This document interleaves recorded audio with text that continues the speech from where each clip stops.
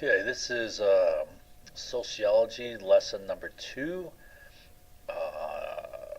Pertains to the scientific method. All right, so as kind of an introductory segue, we said sociology is the study of human social interaction on multiple levels, on the individual, the group, and the societal level. So the reason why we study anything, in sociology, ology means study. The reason why we study is to gain knowledge, and we said that knowledge is power, right? It's only power if that knowledge is good, right? So much of what people think they know is, a bunch of garbage. So now the scientific method ensures that the knowledge we make is good knowledge, right? And this is the scientific method. All right, so what I'll do is I'll give you a quick run through, and then we'll go in more detail, and then I'll give you specific examples. All right, so here's the scientific method in a nutshell. First step in the scientific method is we make observations. We observe the world around us, with our five senses, or, in modern day we also use instruments that aid our ability to detect things which our senses cannot detect. All right, so we make observations, and we try to figure out what's going on. And to do that, we go first to our prior knowledge, which is the stuff we know already. Right, that's our general base of knowledge, and with that, we try to guess and figure out what's going on. And we come up with an initial hypothesis, which is an educated guess. It's educated because it's based upon our prior knowledge. It's not just random, wild, right? There's some basis to it. All right. And then,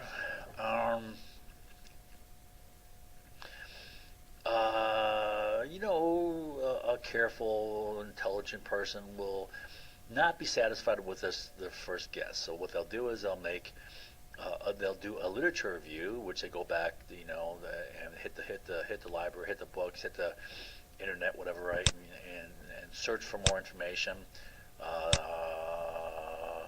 to ensure they can make a better hypothesis, that their hypothesis is good. So after they do a sufficient literature review and have searched to their satisfaction, right, they make a final hypothesis.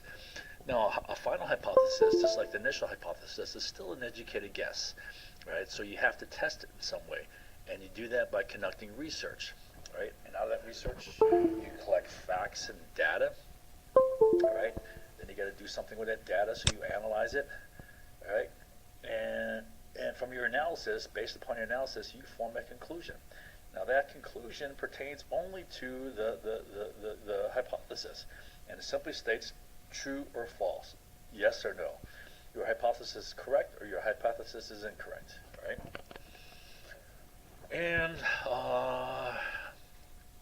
now, once you form your conclusion, you can add that back into your theory, right? You have some basis for it. And remember, we said that a theory is not, as it is commonly believed today, to be a wild, random, guess, right? A theory is actually a complex system of interrelated factors, each of which are based upon some evidence, right? So you have some, evidentiary support for each part. Let me give an example of a theory again. So this is the theory that I just cooked up quickly, in a few minutes for an example. Classic view on causes of crime. The probable poverty is cause of crime. Well, it's more complex than that. You can think of all sorts of factors. Now, I didn't do any experiments here. I just, made this as an example. But here, this is an idea of a theory. If there's backing for each one of these, all right, these are all factors that affect crime. And as far,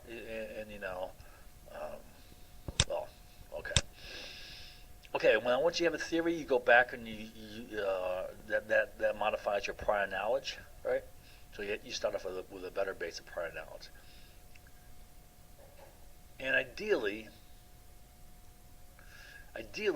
you keep improving your prior knowledge. Every time you run through this whole process, you improve that base of prior knowledge over and over again. And you make progress as a society, as a civilization, as humanity, whatever. We increase our knowledge. Okay. So that's the basic idea. Now I'll give you a more detailed ones over here. All right. So like we said, we start off with observations. We observe stuff going around us, and stuff in our environment. Now you could be observing, a problem that you want to fix, but you don't understand it, right? Or something like that. Something you want to make better, or some problem you're faced that you want to solve, right? First thing you got to ask is, well, what's going on? But that's not enough. Then you got to ask, what's causing it? Only then will you have a cause and effect relationship. Without a cause and effect relationship, all your subsequent research is only exploratory, right? You're just kind of like seeing what's going on, right? So you need this cause and effect to get knowledge in which you can explain, predict, and control. Right? We said that's a key there for power is the ability to control. Right? Now we said the first thing you do once you make your observations, you automatically, almost instantaneously, you go back to your prior knowledge. That's what we do naturally. So what is your prior knowledge? Prior knowledge is all the stuff you know already. It's all your theories, right? It's all the sum total of your all your knowledge. It is all the stuff you know already and that you use to understand the world around you, right? Whenever you make an observation, you automatically use your prior knowledge to start making sense of it. Whether you see it, hear it, feel it, whatever, you automatically start to say, "What's that?" And you try to use it to figure it out, right? Now, your understanding or misunderstanding, right, of the world around you and these things, right, it is completely dependent upon the quality of your prior knowledge.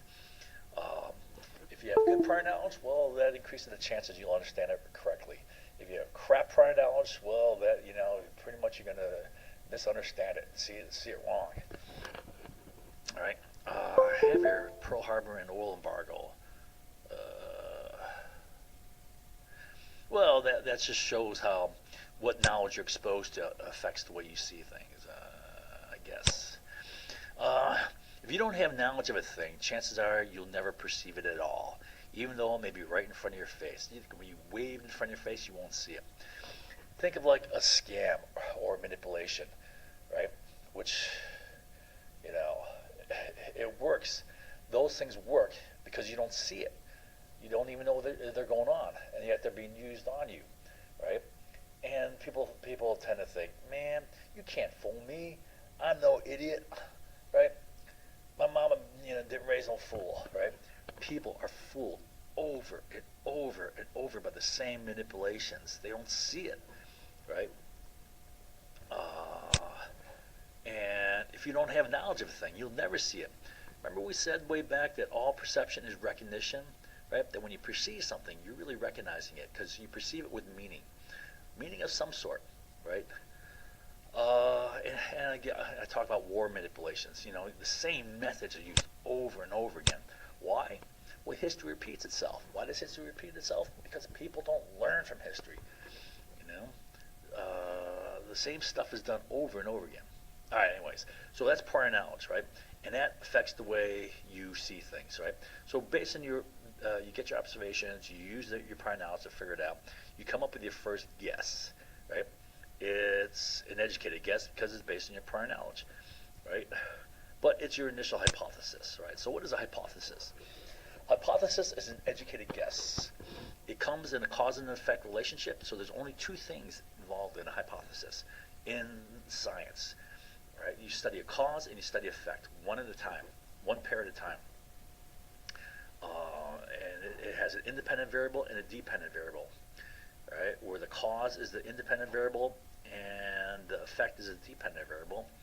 The reason why the effect is a dependent variable is because it depends upon the independent variable, which is the cause, right? So hope that makes sense.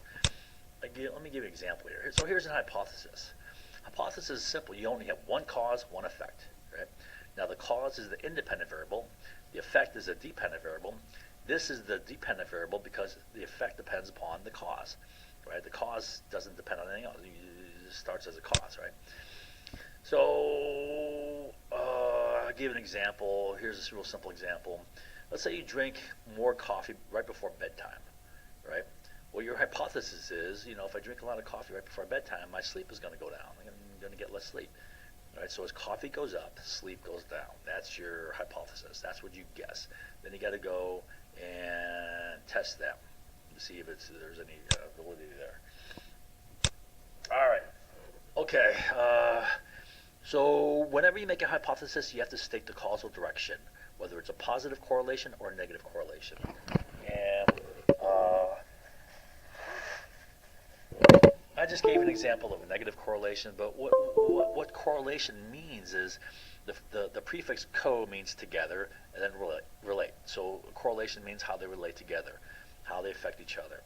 So one example is, going back to our theory on crime, well, as poverty goes up, then crime goes up. This would be a positive correlation, right? Or another example of a hypothesis is the amount of pot you smoke, right? If that goes up, then your grades go down. That would be an example of a negative correlation, right? So this is what your hypothesis is, and you have to go and test this. So a hypothesis, now in a hypothesis, the elements of a hypothesis are abstract and cannot be measured directly. For example, the terms here, poverty and crime, these are not easily measured concepts, right? There are abstract concepts. Right? What is poverty exactly? What is crime exactly?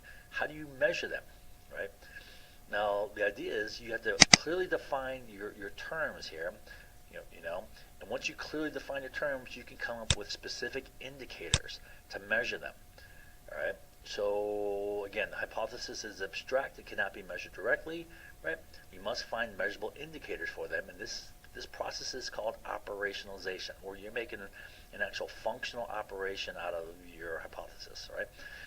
All right, so let me give an example. I give the example of poverty and crime here. All right, so here we have our hypothesis, poverty causes crime, right? This goes up, positive correlation.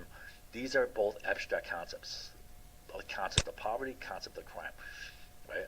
Now, you cannot measure these directly. You have to come up with measurable indicators. Now, how would you measure poverty? Okay, well, one thing could be income. Another could be savings, how much you have saved. Another could be your housing situation. Another could be how much you spend. Well, another could be your needs, right? It's not just how much income you make. You got to relate that with needs. Maybe you have a family of like 10 kids or something like that. And then you can do something like this, money versus needs, right? If your money exceeds your needs, well, then you may not be impoverished, right? You got increased savings all the time. But if your needs exceed your money income, right, then you can be in pretty bad shape. And this could be for even very wealthy people. You could be super rich, and if your needs, you have exorbitant needs, that exceed your money supply, then you could be impoverished, right? Another way you can measure is taxes. Now, crime. How would you measure crime? The reports of crime, right? Is reports of crime same as the number of arrests? Are arrests the same as the number of prosecutions? No. Are prosecutions the same as the number of convictions? And does that correspond to the number in prison, right? What about repeat offenders? Okay. Now, the idea is you have to pick the most valid, the most accurate, well, the measurement that best corresponds with your concept, your definition of each of these, right? Has the most validity. And I can say that you don't have to rely on a single one. You can have multiple factors, and you can give some sort of make some sort of weighting system when you do your analysis to each of the factors. Okay, but that's the idea. That's the idea of operationalization, that the fact is when you make it a hypothesis, the elements of a hypothesis, the independent and dependent variable, are actually abstract concepts and not concrete measurable indicators. You have to find something that's very concrete, specific, and measurable to measure those concepts, right? And that process is called operationalization, the converting of an abstract concept to a concrete, measurable indicator. All right, so that's what a hypothesis is. Now, you make your initial hypothesis, but If you're any sort of cautious, intelligent person, you're not going to rely upon just your initial first guess. You want to do a literature review, right? You want to make sure that your hypothesis is good, so you go and you hit the books, right? And what you do is you want to increase your knowledge, to increase your understanding, to form a better hypothesis, right? Also, you want to do something like this. You want to search for previous studies, see what other people have done in this, see how they set up experiments or whatever, right? How they research this, and you want to examine the results and examine the conclusions. You want to examine their assumptions, because in all cases, there's assumptions involved, right? Certain preset conditions or whatever, right? And then you want to look at their experimental design, right? Okay. See if their experimental design is valid, or if it allows for some sort of error. See if you agree with their results, right? And then, or see if there's any flaws, right? Or see if you can improve their study in some way, or take a different angle, or simply to replicate the results. See if you can get the same results they do, right? To again verify their experiment. Based on this, you make your final hypothesis, right? So you make your final hypothesis.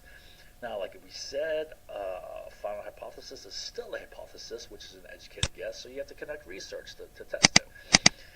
All right. And the three main methods of conducting research in the social sciences are ethnography, surveys, and experiments. Another term for ethnography is field study. So what ethnography means is ethno means people, graphy means like geography. You go out in a certain area and you study the people. So this is, field study means you go out and be among the people and you study them, right? Surveys is, you all know what a survey is. You get them in the mail, or you can get them on the phone, or you get them over the internet, and it's basically a questionnaire you fill out, complete your response, right? You get surveys from whatever, from Panera Bread or Starbucks or something like that, right? Experiments are more controlled laboratory settings, okay? Maybe not in a classic laboratory itself, right? But it's more controlled conditions, right? Where you control the factors. And what I want to do is I want to go through the steps in conducting an experiment first, then we'll go back and study ethnography and surveys, all right? All right, so what I did is I listed steps in conducting an experiment, almost like a cookbook type thing right here, right? So at this point, we have our hypothesis, which is an educated guess. It is a cause and effect with an independent variable and a dependent variable, right? You then, you got to test that then, right? So let's say you can test it with ethnography, you can test it with surveys, but let's say we decide to try to test it with an experiment. We think, in this case, an experiment is appropriate. So the first step in determining experiment is to determine all factors that can affect your dependent variable, all right? So I'll give an example here. All right, so let's say this is your cause, your independent variable, and this is your effect, your dependent variable, but there's many other causes. It's not just A causes Z, well, B causes it, C causes it, D causes it, E causes it, F and G cause it, right? Now the idea is this: if you want to study the effect of only A on Z, right, you can allow only those two variables to vary, and you control this one. You make this one go up, you make it go down, right, and see what happens here. Now, if you allow these to run uncontrolled, and they have their effects, right? So these are having an effect on Z. When you go try to figure out the effect, whether or not A had an effect on Z, you cannot tell, because it could have been B, it could have been C, or any one of these, right? So what you have to do is, in an experiment, you have to control the situation. You have to control the setting. You have to control the conditions. Make every other factor, causal factor, a constant. So you just hold those constants. Some way you got to control the situation so they're not a factor, right? So this means constant. A, you want to vary up, you want to vary it down, right? And see what happens with Z, whether it goes up or down, okay? That's the idea. You have to control that, because if you allow these to run unchecked, right, when you get your results, you don't know what caused what, right? You don't know if it was A or any one of these other ones. All right, that's the idea. All right, so first thing you do is determine all the factors, all right, and find ways to control all these other factors. That is, ways to keep them constant and thus not variable. And that's what a controlled experiment's all about, right? controlled conditions, other things held constant. And then you got to climb down to the ladder of abstraction. We talked about that up here in terms of operationalization. You know, your concepts in your hypothesis are abstract. You know, right? They're up in your head, right? They're not concrete, measurable things, right? You got to find indicators that you can use to actually measure them, right? Then that introduces the issue of validity. Well, which is the best? Which indicator best represents the concept of the variable? Okay. All right. Then once you have your indicators, then you can select your measurements. Well, this is our indicator we're gonna work on here. Well, how are you gonna measure that? So then you got to figure out what's the best measuring instrument for that, right? This introduces issues of reliability, accuracy, and precision. We'll talk about this briefly. Three concepts of measuring instruments, quality, right? Then you got to figure out how to control variation in the independent variable. So once, go back here. So once you have all these controlled constant, you got to figure out how to actually control this. How do you make this go up? How do you make it go down, right? Then you gotta measure those, right? All right, and when you do that, you want to vary it sufficiently to show an effect, and that raises issues of both range and interval. Do I want to cover that now? Maybe I'll come back. Yeah, I'll come back to that, I guess. Right. So you have to have sufficient range, and you have to have sufficient precision and interval to see what's going on. We'll talk about what that means in a little bit.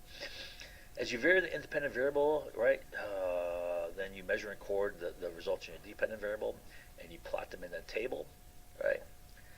Okay. You just draw a table, two columns, right? On the left, you can have the independent variable. On the right, you have the dependent variable. Independent variable comes before the dependent, so you put the independent on the left column, right? The values of the independent, dependent variable are your data. Right, then there's sampling considerations. We'll talk about this a little further. Type of sample, right? There's multiple types of samples. There's multiple types of sampling methods, and you have to consider sample size, right? Sample size correlates with the amount of error. Inversely, the larger the sample size, the less error you have, right? Okay. So let's say you have a population, right? The larger the sample you take of that population, the less error you're going to have, less chance of error. The smaller the sample, well, the more error you're allowing in, right? That makes sense, all right? Generalizability idea is this: you want to have a sampling method which allows you to generalize the results from your specific sample population to the larger population as a whole. You want to be able to generalize from your sample to the overall population, right? You want to be able to safely say, okay, these characteristics of my sample can be applied to the overall population. All right. Now I put here simple random sample. All right. Simple random sample. We'll talk about what it is, right? But it's your best way of avoiding biased sample selection, and also helps cancel random extraneous variance, right? Random extraneous variance is some things randomly vary up. Well, the idea in a simple random sample is you're going to have things, randomly varying down, lower, right? So they'll be self-canceling, so to speak. All right. So let me give you an example of a experiment, right? All right, so let's say you live out in the suburbs somewhere, and you have a lawn, big lawn, right? And your neighbors all around you have just killer lawns, lush green grass, and your grass is like the only crappy grass in the neighborhood, right? And you're thinking, okay, gee, what's going on here, And you come up with a brilliant idea. Oh, maybe if I use fertilizer, maybe that'll help my grass grow better, right? So you want to do an experiment to test this out, right? All right, so here's the setup. Here's your yard, right? The backyard is facing to the south, right? So, wait a minute. It's facing toward the north, right? So in the front is south, right? So that's the sun exposure, right? And you have a tree here, right? You have pets. You have this a couple dogs there, and you got the stream, little stream running in the back. All right. That's the layout of your yard. Okay, so you want to do an experiment, and what do we say the first step in experiment is? First thing is you have to determine all factors that can affect the dependent variable. All right, so what do I got here?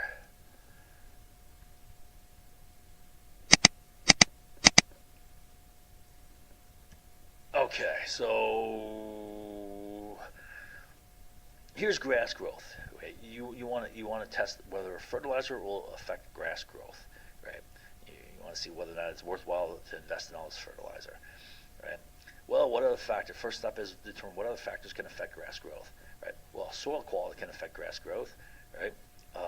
Grass type can affect grass growth. There's different types of grasses. There's grasses that are more, hardy in different conditions and so forth. You have Kentucky bluegrass. You have red fescue, ryegrass.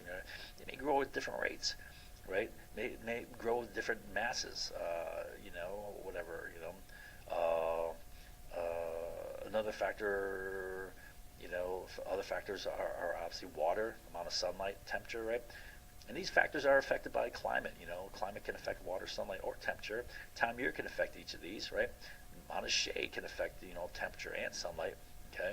Land contour can affect the amount of water and sunlight, right?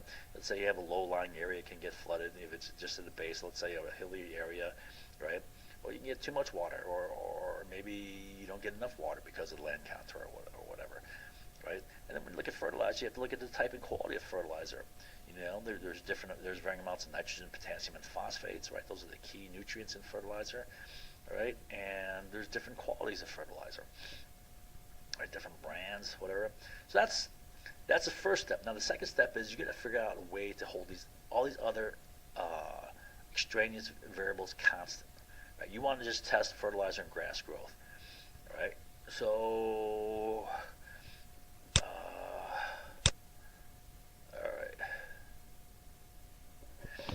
Okay, so let's see. Okay, here's our yard again. There's a stream in the back there, right? And so what I did is this, right? I did the sun is facing to the south. This is north here, so this is going to be shade. Shade here, you're going to have less sunlight here, right? You're going to obviously have less sunlight under the tree. That can affect grass growth. You want to eliminate that as a factor, okay? Here down at the bottom you have the stream, right? So you can have excess water here. You want to limit that as a factor. You don't want that to vary. Water shouldn't vary because that can affect your results. And also you have the dog hairs, which can possibly represent, additional sources of fertilizer, both urine, right, which gives you a good source of nitrogen, and also the feces, right? Both are good sources of fertilizer. So how would you control this, right? And what I did is I gave an example. You want to pick a plot of land where all the factors are constant, right? So if you stay away from the tree in all areas, you stay away from the house, stay away from the water, the stream, right? You put the dogs on a leash, or you put a fence around here, or you put the dogs in a fence, right? You keep these all isolated, and you have equal conditions all around. Same amount of sunlight, same amount of water. This is far enough away from the water that you can say that the amount of water, is not influenced by the stream over here, right? All right, so they have all constant conditions. That's the idea. You want to figure out a way of making all the other factors constant. Then you want to figure out a way to vary your independent variable. In this case, how much fertilizer you apply to each plot. So whatever the measurement is, I put, this one you want to hold at 0. Hold at, then this one you apply was 1, 2, 3, 4, 5, 6 more, okay? All right. So that's the idea. All right. So we figure out a way to hold them constant. Then once you figure out a way to hold them constant, okay, you have your variables here, your independent variables fertilizer, dependent variables grass growth, right? You want to clearly define your variable. State exactly what is fertilizer, right? Is it liquid? Is it solid, right? What brands? Do you want spring or fall? Do you want turf builder, or do you want weed and feed? What content of nitrogen, phosphorus, potassium do you want in it? So forth, right? All right, so you have to clearly state that, clearly define what grass growth is. What does grass growth mean to you? Does it mean color? Does it mean thickness? Does it mean length or whatever, right? All right. Now, once you have your variables defined well, you can then figure out your best way to operationalize that, to select the best measuring indicator. It could, for fertilizer, it could be mass of fertilizer you apply per square yard. It could be volume of liquid fertilizer or solid fertilizer applied per square yard. It could be the spreader setting. I don't know if that's all that precise with the typical spreader, but whether it's set on 0, 1, 2, or 3, or 4. Dumping more fertilizer per area, right? Then for the dependent variable, well, how would you measure grass growth? Could be the length of grass, could be the thickness of grass, could be the mass of grass, how much it weighs, right? Could be the appearance of grass. Is that a factor? Are each of these factors to a certain extent? And if they are each factors, could you do differential weighting? Well, which factor is the most important, right? What about no weeds? Okay, whatever, right? Now, once you have your specific measurement figured out, your measurable indicator selected, right? Then you go and select your measuring instrument, okay? And I have, a real basic example here. If it's volume, well, what do you want to use to measure volume? You want to use a bucket here, which is more accurate and precise, whatever, right? If it's length, what do you want to use, right? If it's weight, what do you want to use, okay? Which is the better scale, all right? All right, so that leads us to the issue of quality of measuring instruments. All right, and there's three real issues in the quality of measuring instruments. There's an issue of accuracy, which is how close you are to the actual value. The more accurate you are, you're closer to the real thing, right? Precision, which is fineness of measurement, and reliability, which is repeatability in your measurement, in your measuring instrument. All right, so let me explain each of these. And to explain these, I'll make a hypothetical situation in which you have two different scales. We're going to compare which one's better than the other for accuracy, precision, and reliability, right? Let's say you have a toy car, or it could be anything, right, that you're going to measure the weight of, right? So let's say you're comparing scale A versus scale B, and you know that the actual weight of the car, somehow the actual weight is 15.3 grams. Maybe it says this on the manufacturer's package. Okay, all right. You measure it with scale A, and you get 50.2. You measure it with scale B, and it gives you 50.9. For example, that it's 15.3, and often you do this with standardized weights. That's how you calibrate. You get a standardized weight, and you can check it with that, or it's like set to be very precise. Now, in this case, which is the more accurate instrument? Well, yeah, it's instrument A because it's closer. 50.2 is closer to 50.3 than 50.9, right? So this is more accurate. You want a more accurate instrument. Okay, now next issue is precision. So let's say we know that the actual measurement is 15.300 grams, right? An actual weight for this thing, right? And with instrument A, we get 50.2 grams, but with instrument B, we get 50.275 grams, right? So this, again, which is the more precise? Which is the finer measurement? Well, it's instrument B, right? Because you go to the thousandth place. Here you only go to the 10th place, right? This is 10th, 100th, 1000th place, right? So you're able to measure within 1/1000th of a gram, right? Much finer instrument. All right, now in the last case, let's say you have scale A, scale B. You're gonna repeat the measurements, same car, 3 times each, right? So with scale A, you measure 3 times, you get 14.9, you get 15.9 the second time, third time you try, you get 15.4, right? But with scale B, you get 50.2, 50.2, 50.2. Well, which one is the more reliable instrument? Which means repeatability. Well, scale B, right? This is dead on, same thing every time. This one, it's fluctuating too much. I mean, there's some goofy going on, all right? And that's an issue of reliability. All right, so once you get all this set up, right? Once you identify all your factors, once you figure out how to control all the factors you're not testing, right? Make them constants. Once you clearly define your variable, you select your measuring indicator. Then you select your measuring instrument based upon accuracy, precision, and reliability. Then you go and conduct your experiment, and you got to vary the amount in your independent variable. So we can vary the independent variable pretty easily with fertilizer. You start with one plot here. You don't give it A. You give it 0, 1, 2, 3, 4, 5, 6, 7 ounces per square yard each of these, right? Then you wait a week or whatever, right? And you collect your data, right? You allow it to grow, and you find out with the plot of land, all right, which is identical to all the rest, which they got 0 fertilizer. Well, the grass is going to grow anyways, right? And you got 5 centimeters length growth. Let's say you're using length, right? Then with 1 you got 7, with 2 you got 8, with 3 you got 9, with 4 you got 10, with 5 you got 10, but with 6 you got 3, and with 7 you got -2, right? So,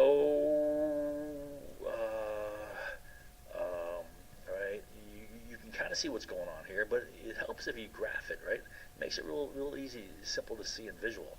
So I graphed it. I took this data, made a not a PowerPoint, Excel spreadsheet, right? That you can graph it from there. Came with a graph, and you get something like this. So you can see that yeah, your hypothesis looks to be correct over a certain range.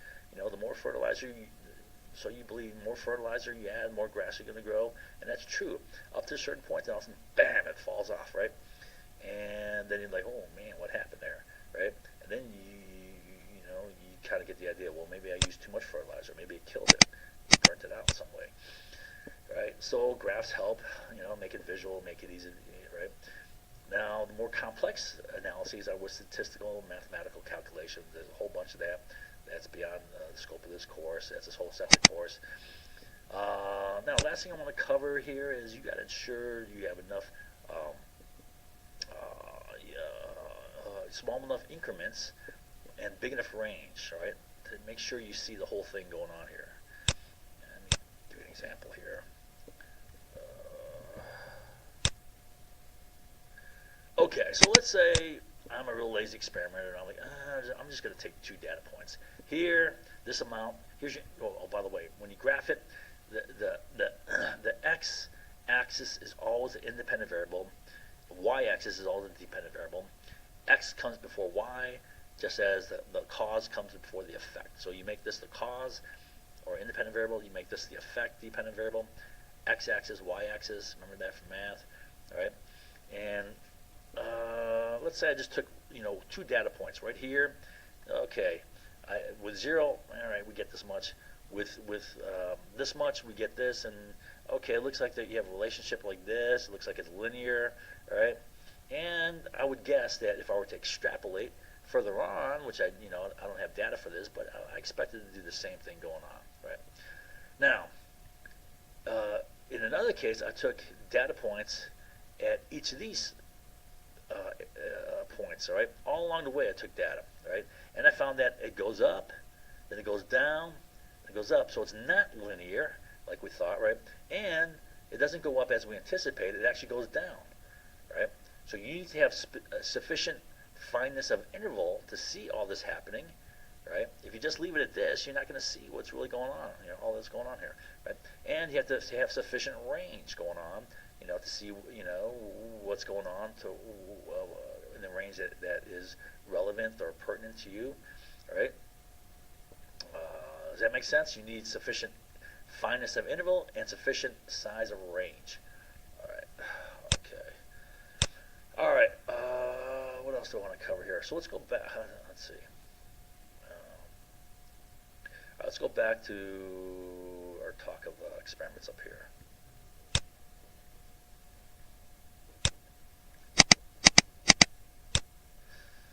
So we said that the first thing we have to do is identify all factors that can affect the dependent variable, right? Once you have all the factors figured out, you want to find ways to control those factors, turning them into constants so they don't vary. They don't have an impact upon the dependent variable, right? Then you want to climb down the ladder of abstraction, which is conducting operationalization, to convert your abstract concepts in your variables into actual measurable concrete indicators, all right? And once you got your indicators figured out, you want to select the proper measuring instruments for those indicators. And there's issues of accuracy, precision, and reliability. All right. You want to figure out how to control variation in your independent variable, how to make your independent variable go up and down. All right. And then you want to measure want to measure the effect in your independent variable, measure that. You want to put them into charts or tables, right? They want to graph that. Then you can perform extra analysis. We'll talk about that here. And then, well, there's sampling considerations. We'll talk about sampling in just a minute, so we'll hold off on this. So now you want to analyze your data. You put it in a graph, and in a table, you can kind of, analyze it, right? To analyze your data, first you organize it into a table. The first column is for the independent variable, and the second column is for the dependent variable, right? Reason why is, we typically in English go from left to right, and independent variable precedes the dependent variable, so you put that first on the left. Then you plot your data into a graph. You can do that. X-axis for the independent variable, y-axis for the dependent. We said x-axis is down below, y-axis is up here, right? Independent variable comes before dependent, so that's x, and the dependent is a y. Then you can look at your plotted data and see if there's a pattern. You can draw a best fit line, all right? And then you can determine correlation. Let's see, I can show you the idea of best fit line.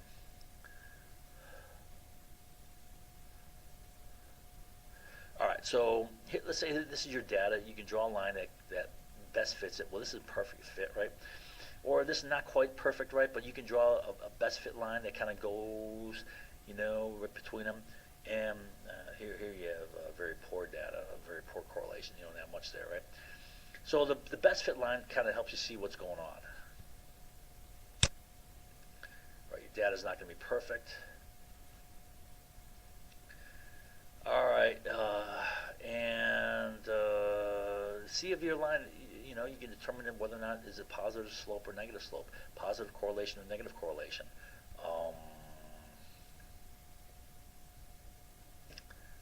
Let's see here. Okay, so this is a positive correlation. As the amount of fertilizer goes up, right? Amount of grass growth goes up, so this is positive. Here you get a negative correlation. As the amount of fertilizer goes up, the amount of grass growth goes down. Okay. Let's see what else. All right.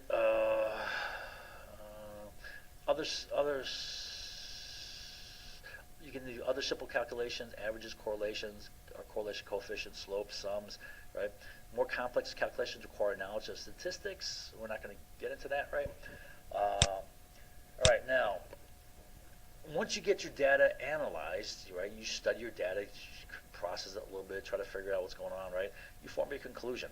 And like I said, your conclusion applies only to the hypothesis. And it's a simple yes or no, true or false. Is your hypothesis true or false? Is it correct? If it is correct, you can reject the null hypothesis. The null hypothesis is what you start off.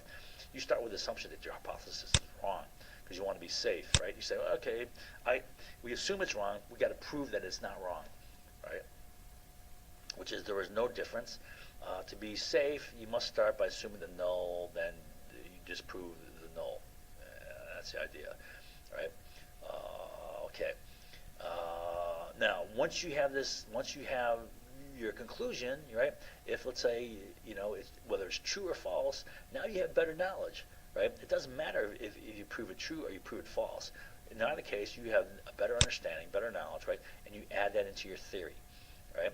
Now, like we said, a theory is not a random wild guess like people typically think. It's a complex system of interrelated factors, and you have now better substantiation for adding that element into the theory, right? Theory is a big picture which takes all the causal factors into account, right? It's more complex. There's interrelated factors, not just between causal factors, right? But between each of the factors, there could be a relationship. Thus, it is a complex system or web of interrelated factors, cause and effect relationships, and all of the relationships are based upon evidence from many individual studies, experiments, right, collected over time.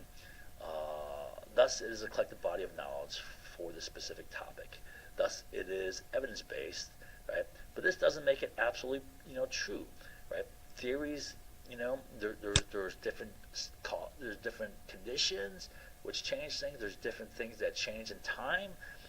Especially in society, there's many different changes in technology and in laws and relationships and processes and procedures and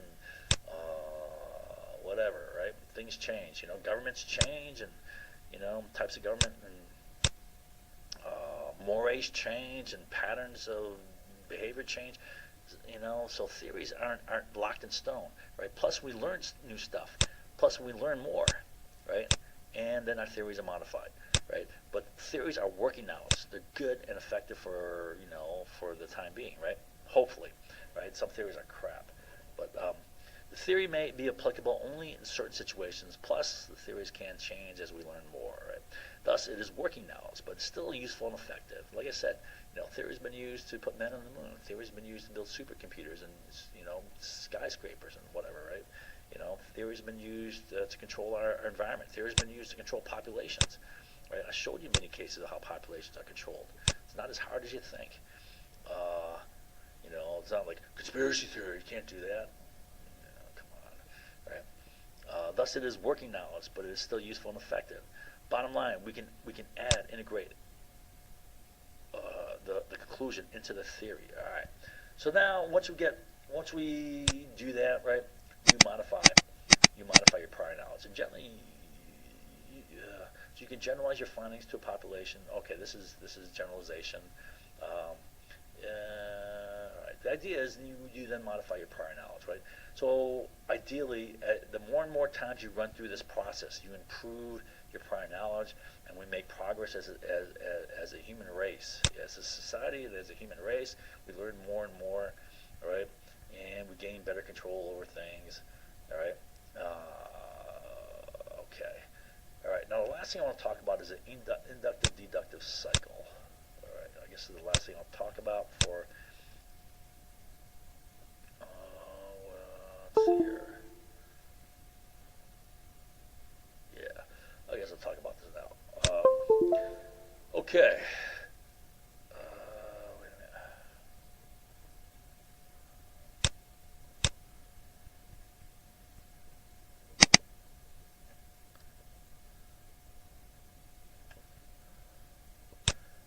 All right, so the diagram on the left is the first page of our scientific method packet, right? And these are the main elements here: observation, prior knowledge, hypothesis. Okay, but I put them on here, I put them on this chart here, and when you look at the scientific method, it's really a cycle that integrates both inductive thinking and deductive thinking, right? So it's an inductive deductive cycle in a sense, right? And the difference in this sort of thinking is this. Deductive thinking, deducing things, is using your general prior knowledge that you have in your head again to interpret and understand specific things that are happening, specific incidences, right? Whereas inductive thinking is using experience from specific incidences, right, to form new general prior knowledge, right? So when we have observations, we use our prior knowledge to understand it. When we form an initial hypothesis, this is all deductive. We're using our prior knowledge to figure out what we're seeing, right? And then you do a literature review, you prove your prior knowledge, right? And you're still trying to figure out what's going on here. This is all deductive. Once you start collecting evidence, specific data, right? This is inductive. You're going from specific incidences to form, general prior knowledge. So you conduct your research, you collect your data, you analyze your data, you form conclusions, you integrate that into your theory. You're making, and then you modify your prior knowledge. You're doing inductive thinking here, right? Going from specific factual things to general knowledge, right? So here's using general knowledge to figure out specific things, right? Then using specific things to modify your general knowledge, right? So it's an inductive deductive cycle. All right. So I want to go a little further, delve a little further into the three methods of social research. All right. We said ethnography, we have surveys, and we have experiments. Ethnography, is also called field study, right? Because ethno means people, graphy means you're going out, like geography, going out and being among the people, right? Surveys, you use questionnaires to collect information, all right? And experiments are controlled settings, right, to eliminate extraneous factors, outside factors, right? You want to limit the factors that are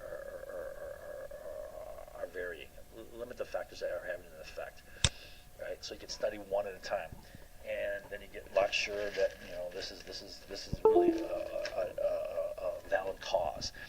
All right. Now I want to go through some quick pros and cons, and we'll go in more detail. All right, so we'll start with ethnography.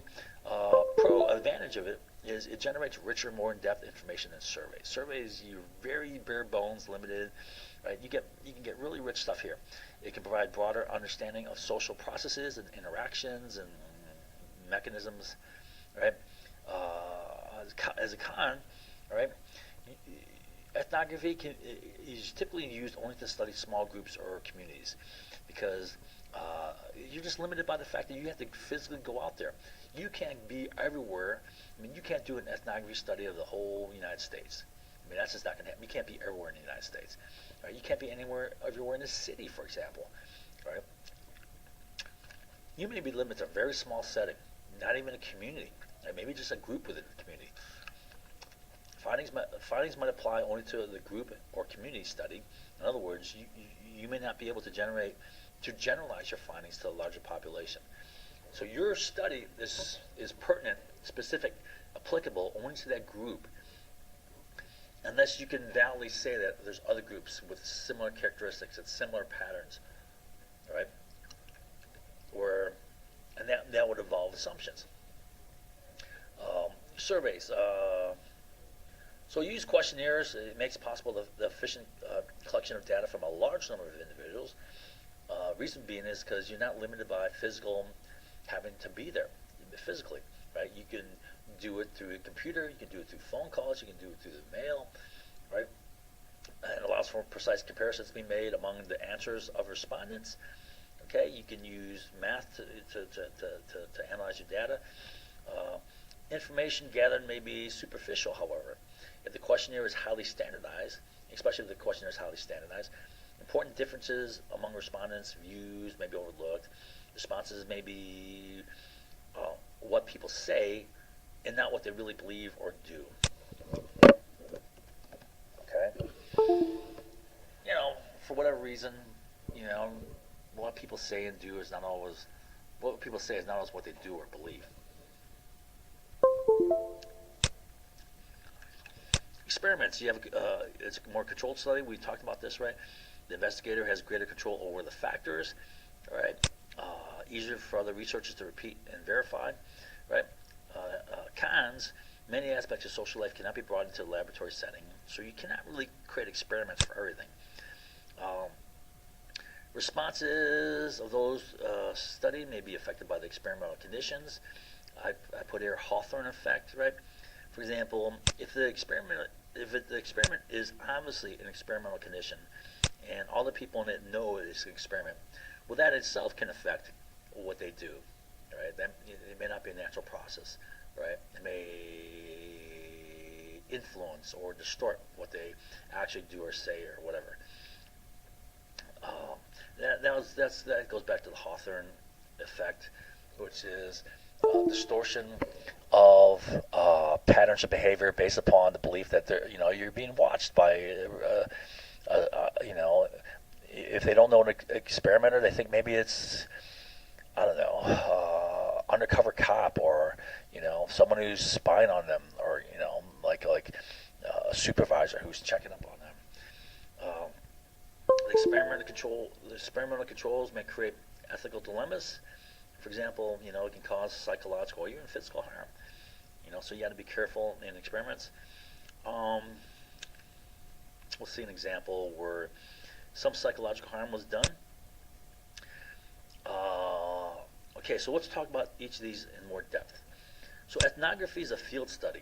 Right? You go out and be among the people. You record what they're doing. Right? There's three ways of performing field studies. Ethnography. There's participant observation. There's non-participant observation, and there's simple, interviewing. Right? You go out there and make contact. You talk to them, interview them. Right? So participant observation is you're spending a lot of time among the people and observing them, right? acting like one of them. Okay, you're basically putting on appearances that you're one of them, and you're participating in what they're doing. They don't know that you're studying them, right? So you're kind of incognito, right? And in a sense, you're like a spy among them, right? And you're acting like one of them. You make contact with them. You get involved in the same practices and things that they're doing, right? Problem with this is you may lose objectivity, become biased, right? There can also be some ethical or legal issues with what the group is doing, and that you have to perform, right? There could be some risk to yourself, possibly, right? Now the next is non-participant observation, right? Where you go out and you go into the community and you don't get involved with the people, but you're out there and you're just observing them, right? Kind of like standing on the side observing them. Problem is they may think you're spying on them, right? And it can alter the normal behavior, right? That's the Hawthorne effect we talked about. They think there's someone out there who could be spying upon them, and it may change what they normally do, which distorts and biases the results of the study, right? And another way is you go out and just interview them. Let me give an example of a gang, right? So let's say you want to study gangs. Let's say it's a violent, drug gang, right, that is competing for turf within some big city, let's say in Chicago, right? Now you want to join this gang, and first of all, it may not be easy to join this gang, right? You have to kind of, fit the part, whatever, right? Fit the role, or maybe, maybe sometimes what researchers do is they say, listen, I'm doing a study here. I guarantee I will not present any of this information that I learned to the police, right? I'll keep you all anonymous, whatever, right? Or you try to go in as a total infiltrator, like, you try to join the gang. Well, there could be all sorts of problems with that. There could be certain rituals, certain, rites of passage to join the gang. Maybe you have to hit someone, knock them off, kill someone, right? Or do something illegal, like sell drugs or whatever, right? So there's ethical issues with that, right? You may lose objectivity, right? They call that going native, right? And so there's risk involved. Non-participant observation. So let's say you're going to study the same gang, and you're hanging out in the neighborhoods, right, off to the side. Well, they can notice you, right? If they notice you, they can think maybe you're a cop, you're a narc, right? They can avoid you, right? They can even maybe try to put a hit on you or something. But it can alter their behavior. They're not going to do their illegal stuff in front of you. So that's going to distort your data. All right, it's going to alter their normal behavior. All right, now the same can apply to like a satanic cult or something like that. They're doing some crazy stuff, and then they may not do it in front of you. So advantages of ethnography is it tends to produce the richest, more in-depth information on social interactions and relationships than surveys, right? The reason why is you spend a lot of time with them, and you observe the group. You get intimate in what's going on, right? You're going to see all the dynamics going on, communication networks, leadership patterns, right? Patterns of behavior, patterns of deference, patterns of, authority. You see habits, norms, values, right? See what they really do as opposed to what they say. If you get surveys, what people say in surveys isn't always what they really do, right? Are people always honest, right? Are people always aware of what they're doing and why, right? Even if they're honest, they may not, be honestly stating what they're doing because they don't really fully, are aware of it. So you have reporting problems with surveys. Disadvantage: only small groups or communities can be studied. You don't have the resources. You don't have the people, right, to go out and be among all these large groups. If you're going to spend a lot of time with a group, right, it's going to limit, the size of the group and so forth. Disadvantage. Another disadvantage. Unlike surveys, results from ethnography cannot be generalized to a larger population. Typically, right, it's very specific to that group that you join. Okay, unless you have some clearly justifiable reasons, to to say that this is applicable to another group because the conditions and situations are so similar, right? There's no specific, highly, important factors that are specific to that group. All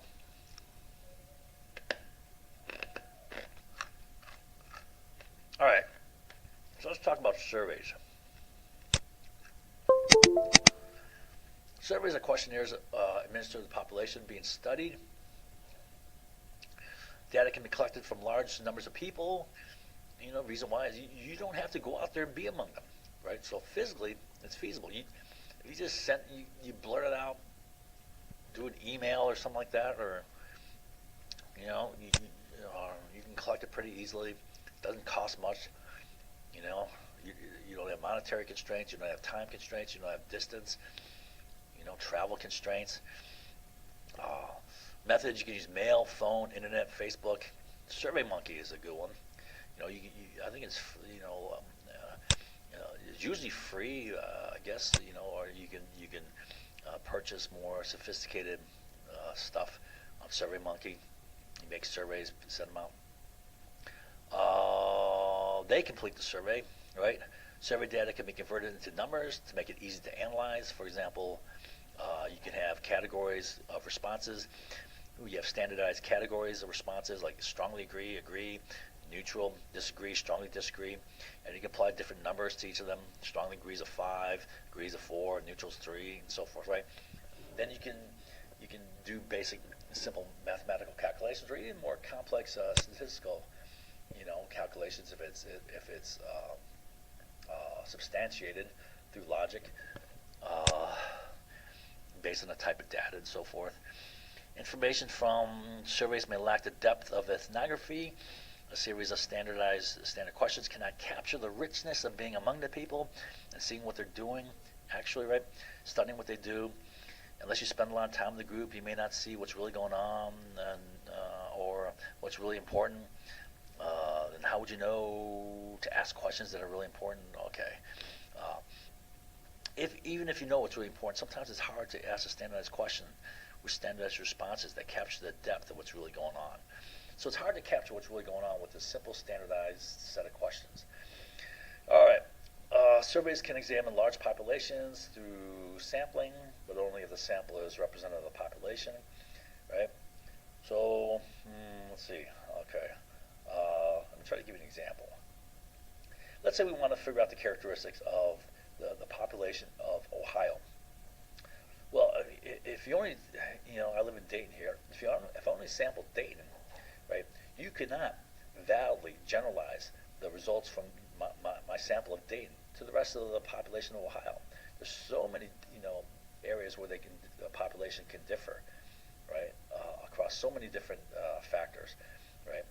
So, what do I want to say here? So the idea is that the most representative sample is a simple random sample. Right? Simple random samples are not that simple or easy to do. You have to ensure, in a simple random sample, you have to ensure that everyone in the population, everyone in the whole state of Ohio has an equal chance of being selected, right?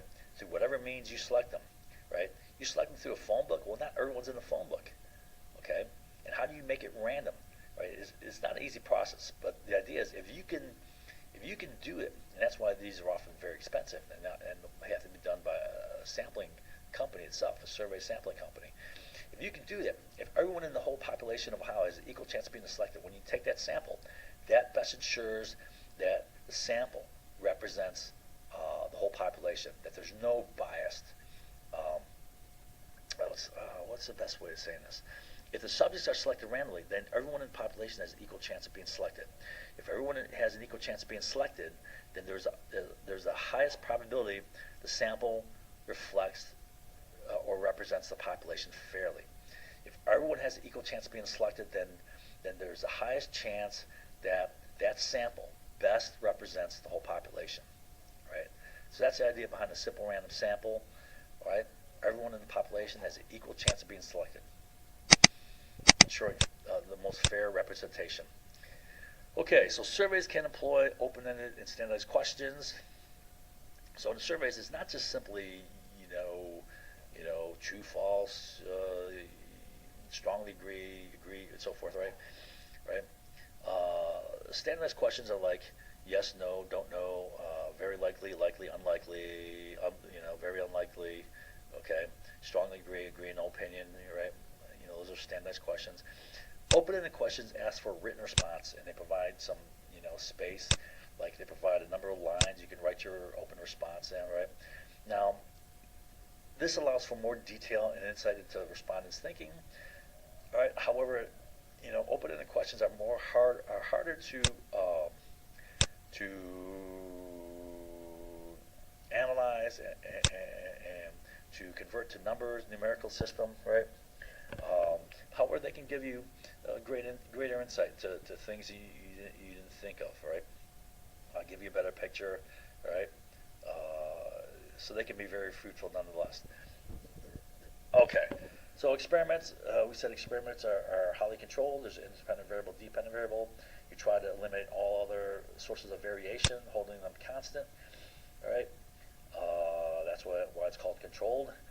And issues are, for example, let's see here, you may run into some ethical issues. And then give an example of a classic case, the Stanford prison experiment, right? We'll go to that now.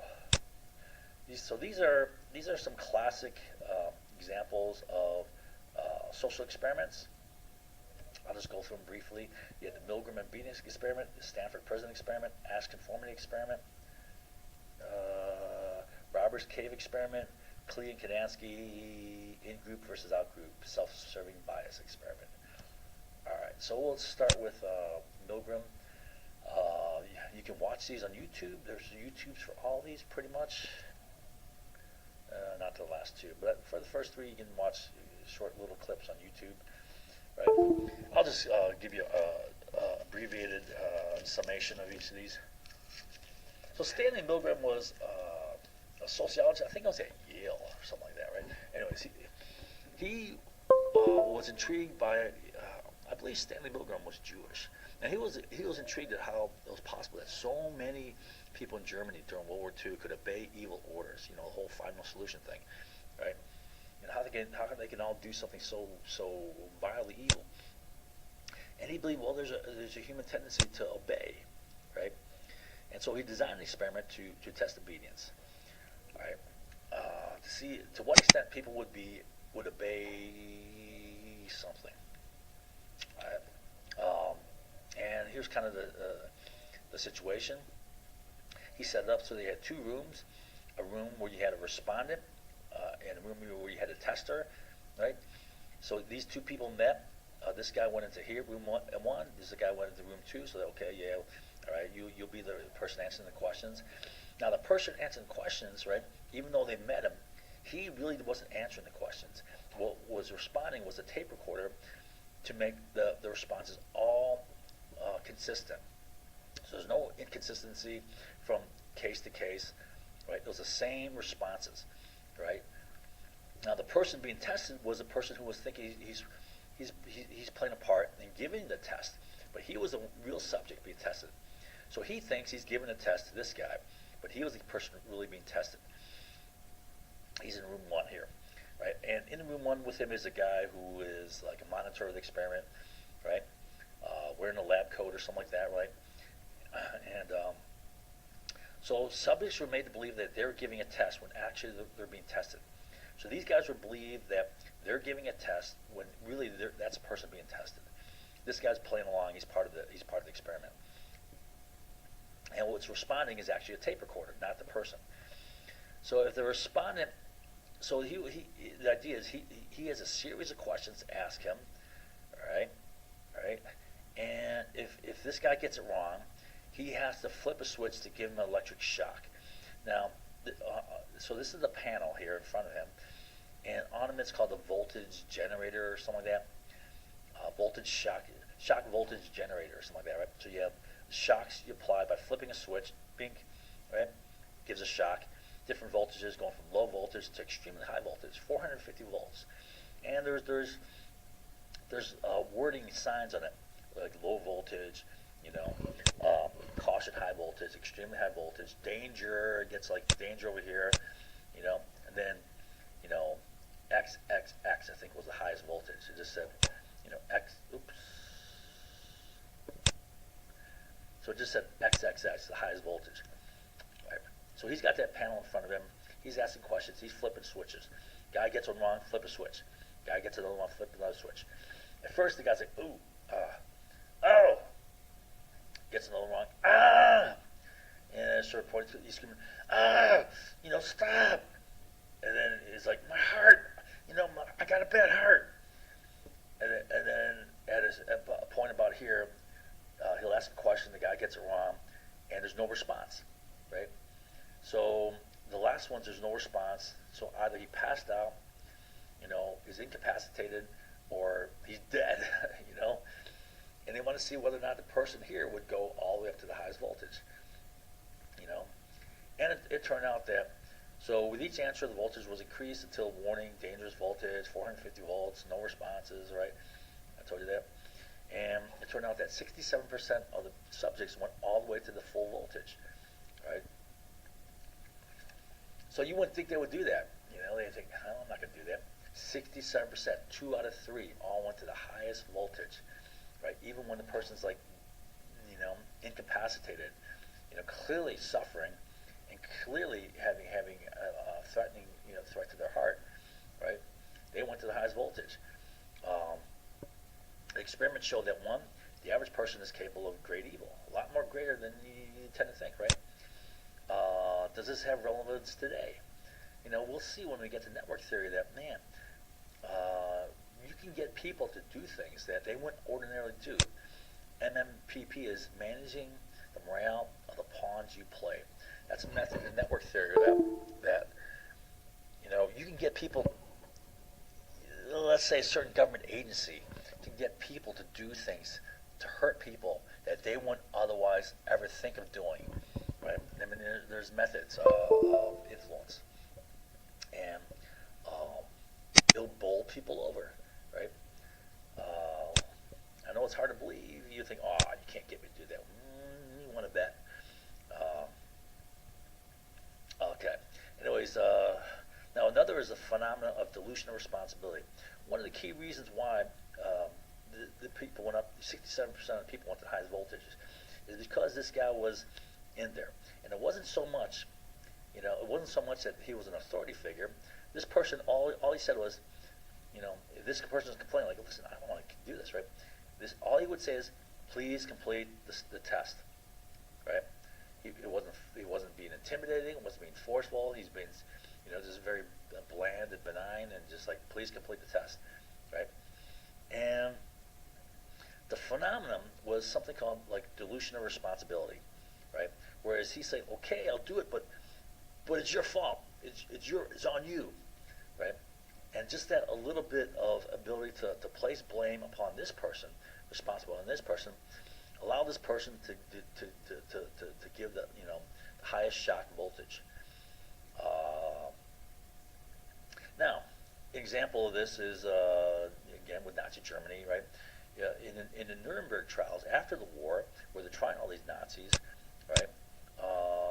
Like to a T, they all said, I was just obeying orders. Not good enough. No excuse, right? You have a conscience. So what did most of these guys do? Well, a lot of these guys got hung, right? Even though they said, I was just obeying orders. Well, not good enough.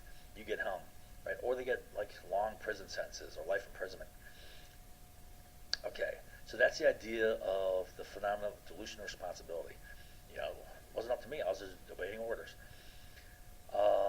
Most of all, this experiment showed the power of social influence in controlling behavior. So if you structure things properly, you can go a long way of getting people to do things they wouldn't otherwise do. All right, Stanford prison experiment, another classic experiment. We're talking about experiments, one of the 3 forms of social research. There. All right. So Stanford prison experiment was an example where there were ethical issues involved, where you can hurt people, at least psychologically. So what it was is they set up a mock prison, and there's a movie about this. So you can watch on YouTube. You can also watch a movie about this. I'm not sure how accurate the movie is. Uh, you can set up a mock. They set up a mock prison in the basement of Stanford University's Department of whatever social sciences, right? And they got subjects. They offered to pay these guys some amount of money. So a bunch of guys came in, right? They split this group in half. Half were guards, half were prisoners, right? The guards were given uniforms. You can see the uniforms there. Looks like a tan shirt, a thick black belt buckle. Kind of create a sense of authority. They're given batons. They're wearing sunglasses, dark sunglasses, to dehumanize them a little bit. So they're given uniforms, wooden batons, mirrored sunglasses to decrease their humanity. Prisoners were only given cheap smocks to wear, no underwear. They're called by numbers, no names, right? Again, to dehumanize them. Given only a sleeping mattress to sleep on, right? Within just days, the guards were conferring and developing methods of abuse, how to humiliate them, increase punishments, both verbal and physical punishments, deprivations. For example, mattresses were confiscated. I believe they had a very simple metal framed spring thing, interlaced springs, and then you put the mattress over that. So it's either sleep on the springs. I can't imagine sleep on that because that would be very painful, or sleep on the cold tile floor in the basement. So it's pretty rough because you're definitely not going to sleep. If your mattress is confiscated. So you're sleeping on a cold tile floor. Bathroom use was restricted and became a privilege and was often denied. You have to go to the bathroom, you can't go. They were locked in a dark closet, which was their solitary confinement for long periods of time. Prisoners made to clean toilets with only their hands. They were stripped naked. Their smocks were taken away as a form of punishment and sexual humiliation. Now, what the experiment showed is a third of these guards began to show extreme and embedded sadism. They were just loving it. That is kind of true of the population. You could say roughly a third of the population could just love to do evil, right? Really groove on it. Really groove on harming people, right? I've read countless stories on war. For example, especially Vietnam, and it's kind of true. Like there's a group of people who just love to hurt and murder and kill, right? Who grooved on it, illegal killings, whatever, there's about a third who just were sickened by it, and the other third, could care less either way, right? That doesn't really speak too well of humanity.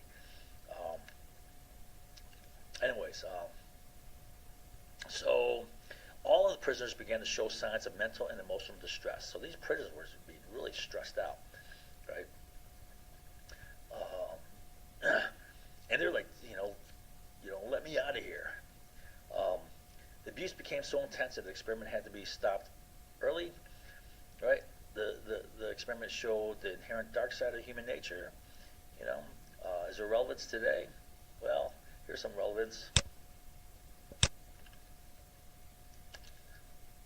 Let's see here. Oh, this is pictures from Abu Ghraib prison. All right. This is not torture, by the way. None of this is torture. This is just humiliation. Torture was allowed. Torture was set to be anything short of killing or organ failure, death or organ failure. Anything short of death or organ failure was not torture. That was set by the Bush administration's legal statement on torture. And we'll talk about that in lesson 5, I believe, or lesson 6. All right. No, lesson 5. So this is all humiliation. None of this is torture, right? Making them always naked. They're always naked, right? Leash on his neck, right? This is Muslim men, right? Very insulting and demeaning for a Muslim man to be, naked with, especially a female like that, right? Attack dogs threatening, forced to pollen each other naked, bags over their heads, right? people just having a good old time laughing, right? You know, um, and these are the people who went down for this, right? Small group of people, right? They weren't the ones behind the policy, right? Forcing Muslim men to stand naked and masturbate in front of women. All right, this is not the torture. This is just the humiliation part. All right, so there's relevance. People can do pretty cruel things. Right? Human nature. What people can do. Ask conformity experiment. So this show was experimented to see how much people conform, right? And the setup experiment is that you're given two sets of lines, one line, and then you got to compare which line matches, right? And they had 6 respondents.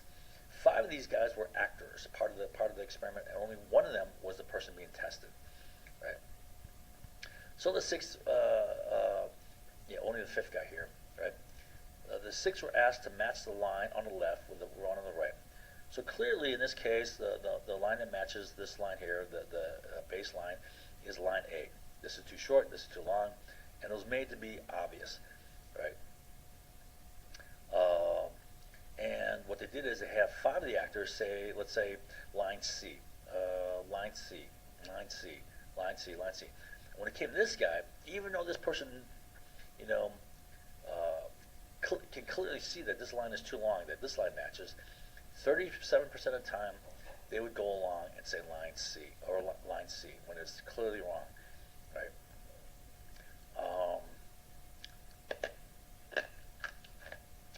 There are 2 reasons for this, right? Some actually believe the lie because all others said it, right? And that's social reality, right? Some just lied to go along and not feel an outcast. Some of the people actually really believe, oh man, they can't all be wrong, so it's got to be C, right? Some people say, well, I know it's A, but I'll say C. Why make any waves? Why be the oddball out, right?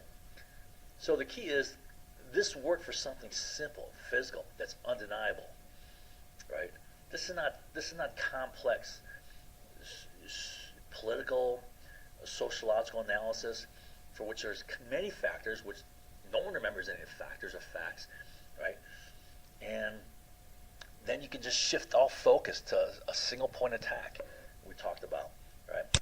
So, the more complex things, let's say history, you can get everyone to think that history is a joke just the day after you give it, right?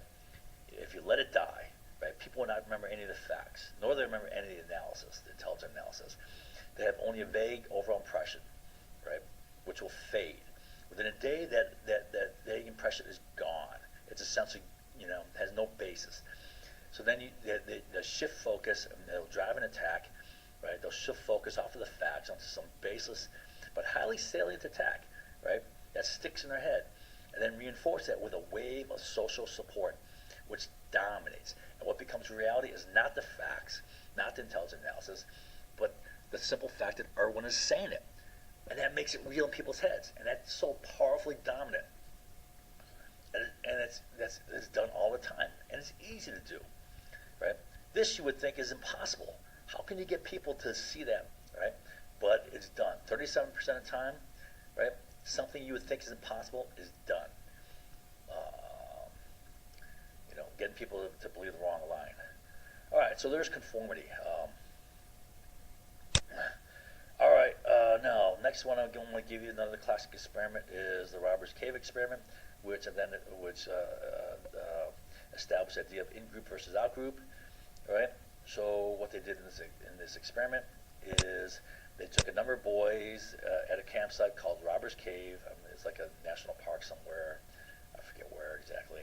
And they divided into 2 groups, right? Each group was kept separated from each other. They didn't know of the other group. So this group, I think they're the only people there. And this group thinks they're the only people there, right? Now each group were given activities to create in-group identification and unity and bonding with one another, right? So they're given a task of making a group name, come up with a group name, a group flag, right?